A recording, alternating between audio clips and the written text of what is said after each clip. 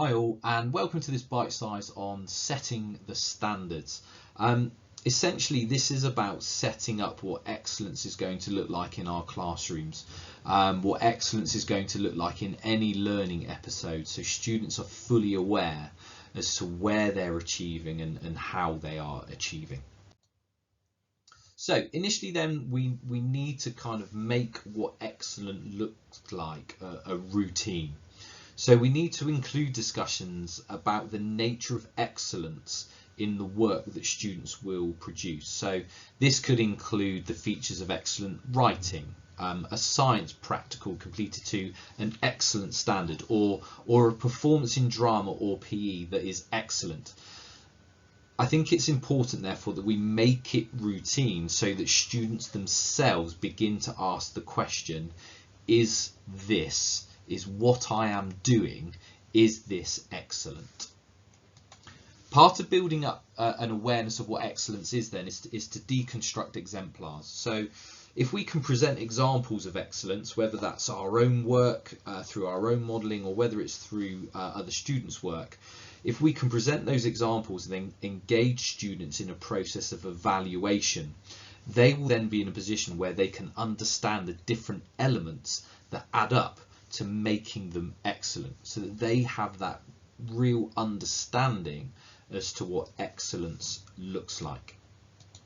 As part of this then, the kind of follow-on might be that we start to co-construct success criteria.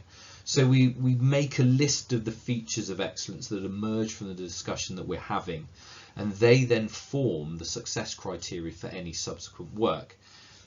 As we then go through, it's important for us to then make the link from the criteria to the exemplars as explicitly as we can, but also then by making the link from the criteria to their work as explicitly as we can. So celebrating it as and when we see that excellence happening in front of us.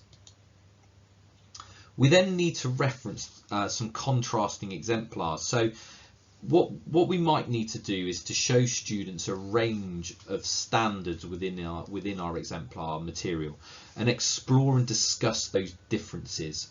It's often that the differences between an average piece of work and an excellent piece of work only become clear when they are actually compared side by side, that idea of comparative judgment, and actually enabling students to see the differences for themselves allows them to then reinforce the excellent elements that they're looking for within their own work.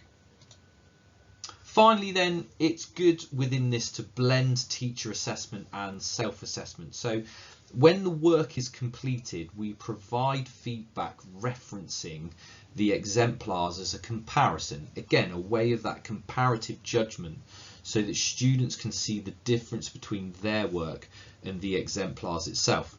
Obviously, this then allows us to model that assessment process that students can then use for themselves. So it might be that we then ask them to compare their work to the exemplars and identify their own areas of improvement.